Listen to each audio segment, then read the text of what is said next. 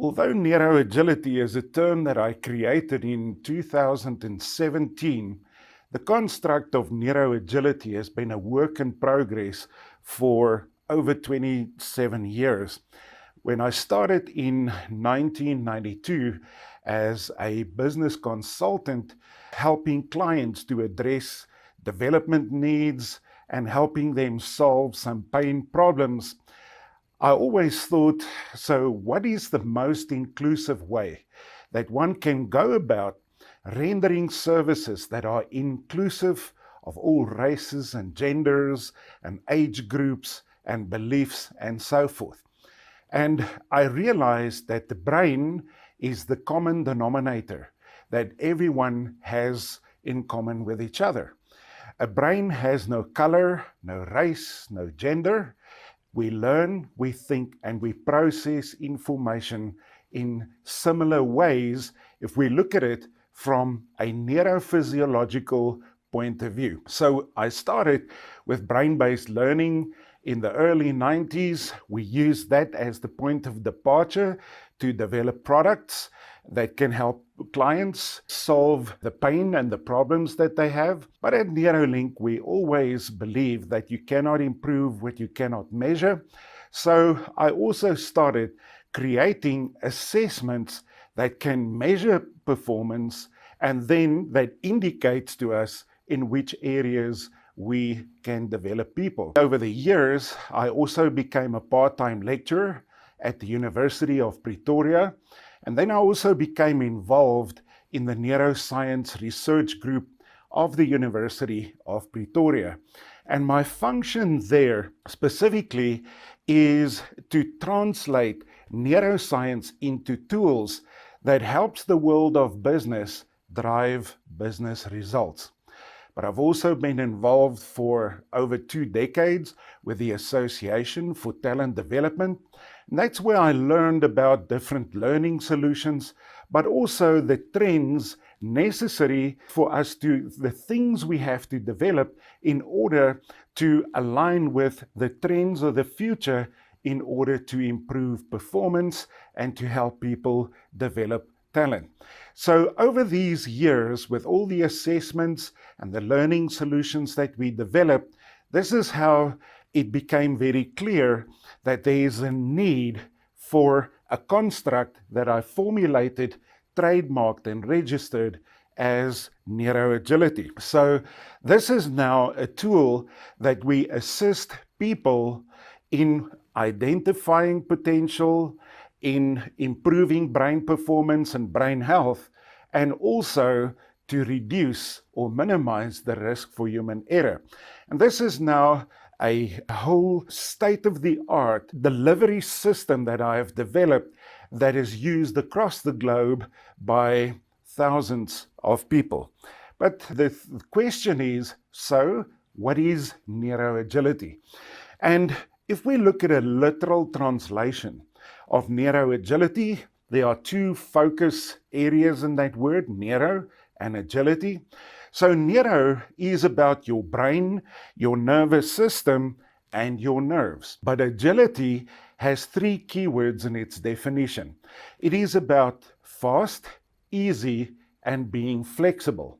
So if we look at the most basic definition of what Neuro-Agility is really about, it is about thinking, learning, and processing information with ease, speed, and flexibility.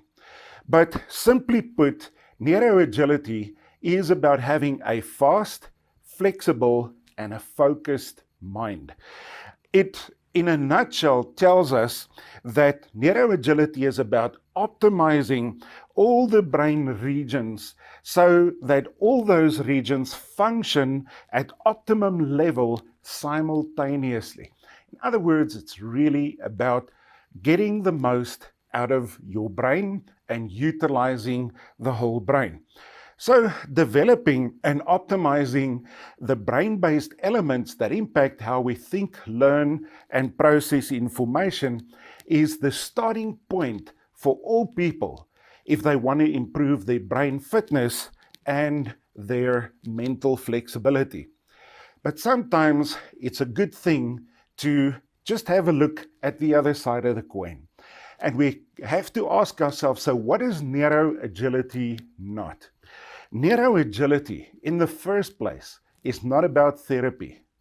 It is not about psychotherapy or psychology or counseling or clinical therapy or even pseudoscience. Pseudoscience is something that appears to be science-like, but it's not really science. It's actually often fads or things that are more in the holistic arena. So we do have therapists who use our neuro-agility technology, but a professional who is trained in neuro-agility is not a therapist unless they also have specific qualifications in the areas of psychology or psychotherapy or counseling in addition to their neuro-agility training.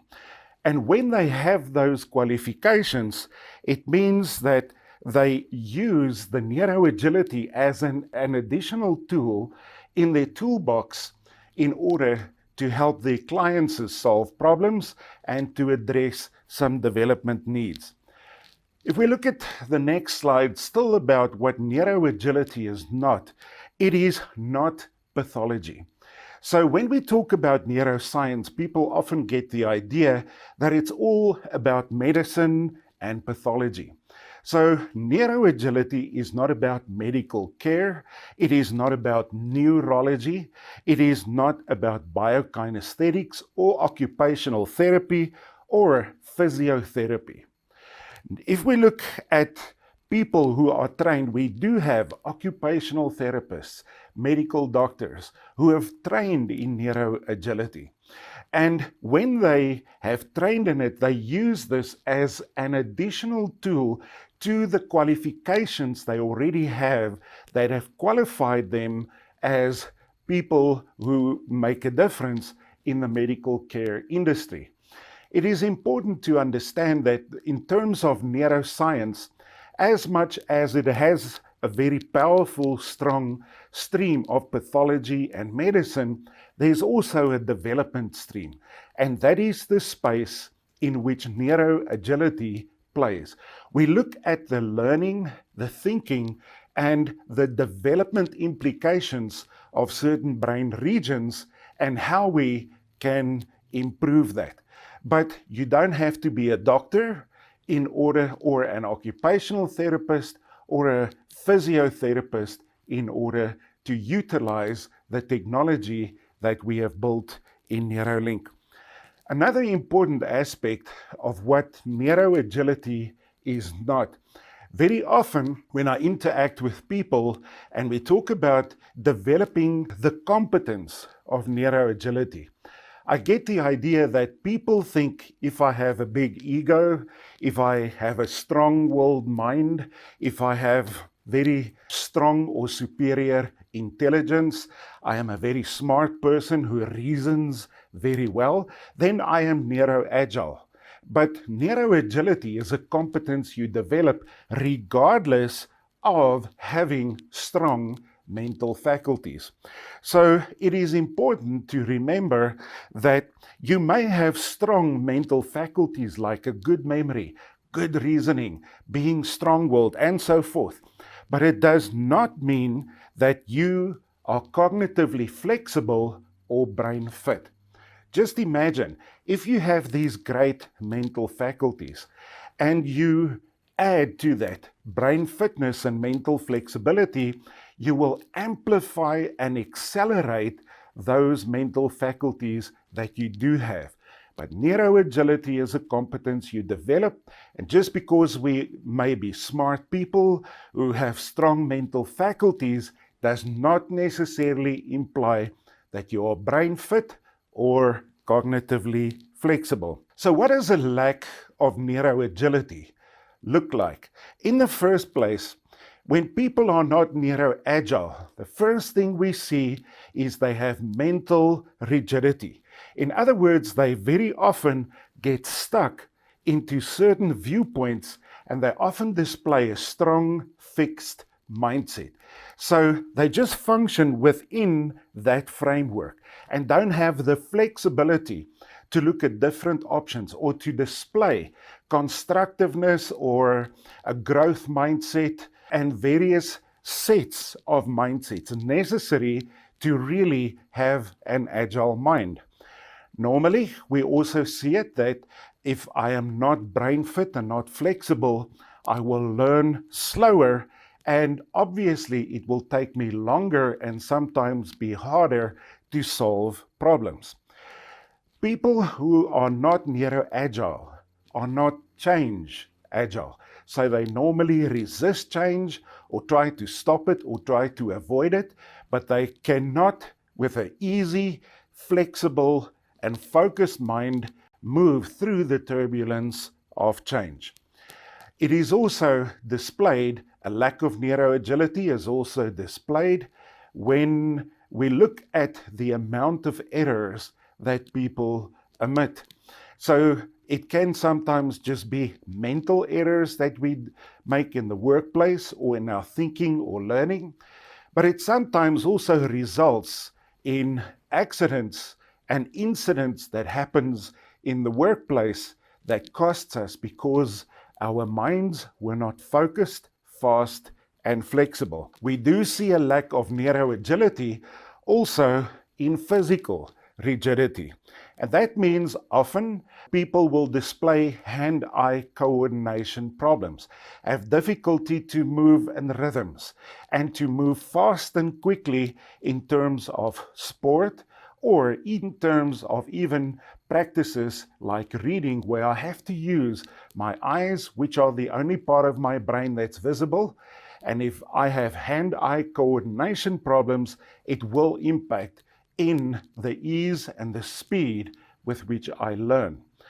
So, not being able to transfer knowledge appropriately from my experience to a new situation, that is often another symptom of a lack of neuro-agility. So, I know information, but I'm not sure how to apply or which portion of what I know I have to apply in a new changing situation. So the question is, what does neuro-agility then look like? In the first place, neuro-agility implies that we have mental flexibility between all brain regions. But it's not just about the flexibility of the various brain regions, but remember, the mind is inside the brain, and the mind and the brain is one functional unit, which means that the opposites of different thinking, learning, and processing modalities need to be easily accessible to us.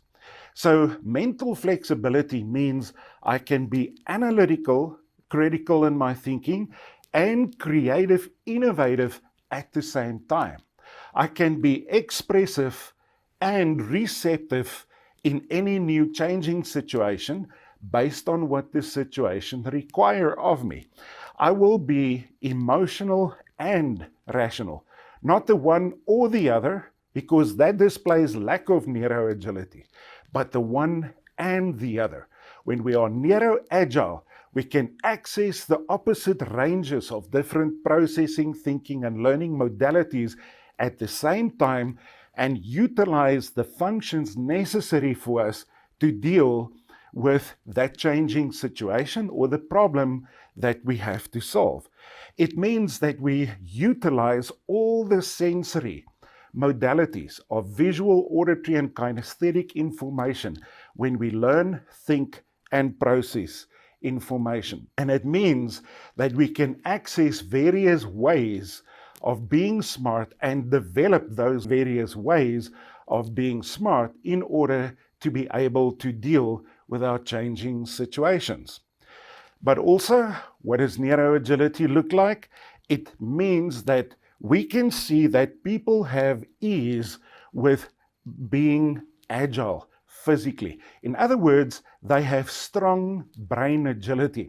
And what does strong brain agility mean? In the first place, we see it when people have very good hand-eye coordination abilities, when they have advanced visual processing abilities, when they experience ease and speed with exercising cross-lateral movement activities like the one that I'm displaying here now.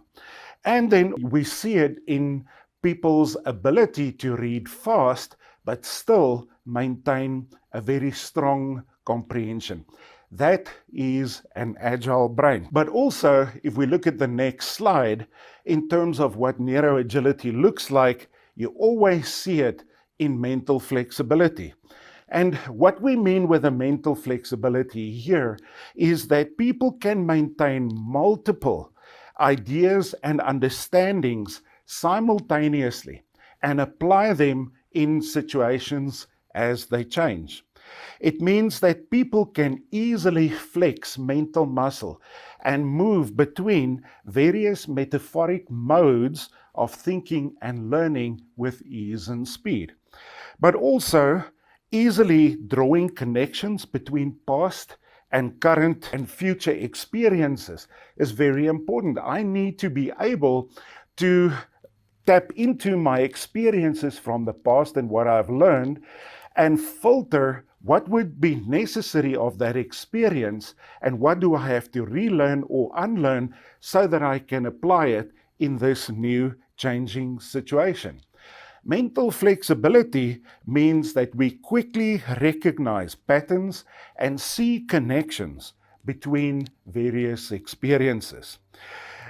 If we are mentally flexible, it means we can drop inappropriate knowledge that we have learned and move across experiences. So we filter quickly what's relevant, what's not relevant, which means we can learn, relearn, and also multi-skill at the same time, depending on what the situation requires of us. We see that people who are neuro-agile commit much less errors, mistakes, and accidents. They are open to change. In other words, they are change agile, and they display a flexible, agile mindset. And that means that they can access various sets of mindsets that makes them very flexible and very constructive to move through turbulence and disruptive change and still apply the thinking frameworks necessary to deal with the complex situations that they may encounter. Perhaps the best way of seeing a physical example of what neuro-agility looks like is in the following video. Just have a look. In this video, it's just people singing a song, but look at the hand-eye coordination, at the cross-lateral movements that they have to display, at the many different things that they are doing at the same time, and thinking fast and quickly to change into action with each other. I think in the next video, we see a beautiful example of what neuro-agility is all about. And although it is an example of neuro-agility, when singing and in music, we need to remember we as much need that competence of being neuro-agile as workers in the workplace who have a flexible, focused, and a fast mind that can also multi-skill quickly and easy in challenging situations. So have a look at the video and see what neuro-agility looks like.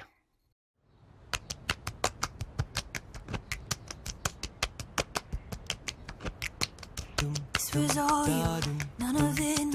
You put your hands on my body and told me. You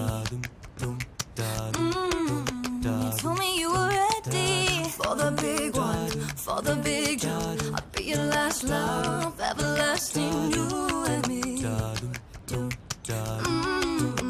That was what you told me. I'm giving you all, I'm forgiving it all.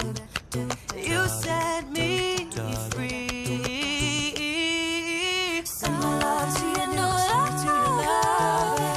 Treat her better. Gotta let go of our goals. We both know we ain't kids no more. Send my love to your new love.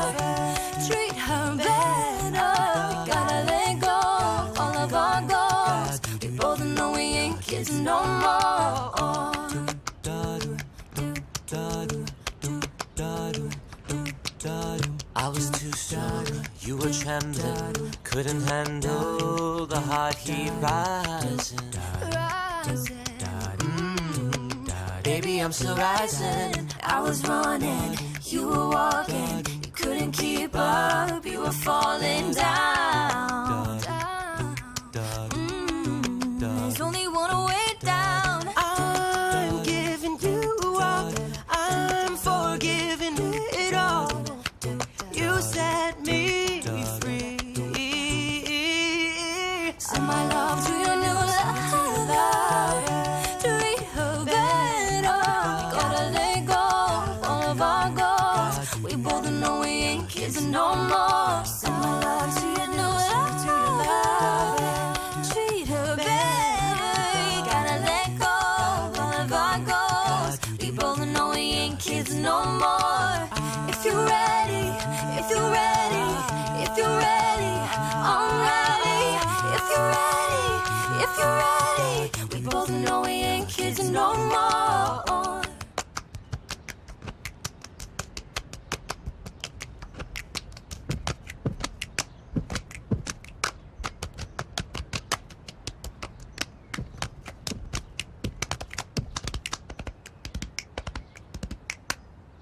I'm giving you up, I'm forgiving it all. You set me free. Free. Send my love to your new love. Treat her better. Gotta let go of all of our goals. We both know we ain't kids no more. Send my love to your new love. Treat her better. Gotta let go of all of our goals. We both know we ain't kids no more. If you're ready, if you're ready, if you're ready, I'm ready. If you're ready, if you're ready, we both know we ain't kids no more. So now we saw a great example of what Neuro-Agility is all about. It requires a fast, focused, and flexible mind. So why does it matter? Why is Neuro-Agility then so important? In the first place, the construct of Neuro-Agility closes performance gaps on some brain-based elements that impact the ease and speed with which we think, learn, and process information that has not been addressed before. And this construct addresses that gap.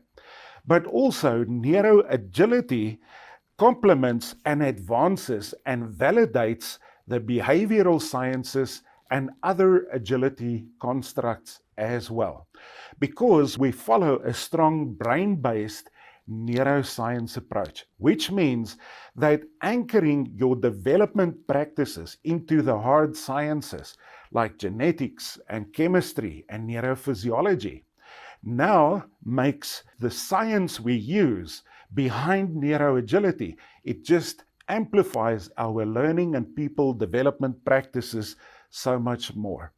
Also, because we follow a brain-based approach, it is an inclusive approach. All people have a brain, so regardless of race, belief, culture, gender, it is an inclusive technology that accommodates all human beings. Then also, this construct, because it addresses a gap, offers new insights to us in terms of how uniquely people learn, why some of them learn faster and easier than others, but also why some commit more errors than others, but then also helping us to create solutions to address those new areas that we have identified that has not been identified before. And now we can create solutions for what we can identify. And then it is a very innovative approach to performance optimization. Now, when we look at the next slide of why Neuro-Agility is still essential and important, is it offers a neuroscience-related framework for learning, for talent development, and for performance optimization. The beauty of this technology, it easily integrates with other agility concepts and also with talent and development and learning practices. Because we follow a very strong science approach, what we do is anchoring our learning and development practices in the hard science, but because of that, we can help our clients experience more accurate performance improvement, talent development, and reducing risk for error results, which means our clients get a better return on investment. And Neuro-Agility solidifies our learning and performance improvement practices. So it significantly contributes to developing cognitive flexibility, which is one of the most desired skills for humans today and in the workplace of the future, and is an essential point of departure to developing an agile workforce. So we looked at why Neuro-Agility matters, but let's look at the result of following an agile approach, and for organizations who follow agile approaches. 32% more likely to be first to market when an organization follows an agile approach. So we do it faster, we are more flexible, and because being faster, focused, and flexible, that's why you can be faster in the market with a new product. But also 37% greater employee productivity. How would we not want to have our workforce be a third more productive than what they used to be? In my opinion, that just spells better return on investment, better results, and better business. So there's a 34% better response to addressing customer needs. They have a 26% better delivery of quality products. They have a 58% better skills to meet future demand. And then 17% more likely to be market shareholders. So it pays off to follow an agile approach. And agility cannot start at any other place than optimizing the elements that influences your thinking, learning, and information processing capabilities.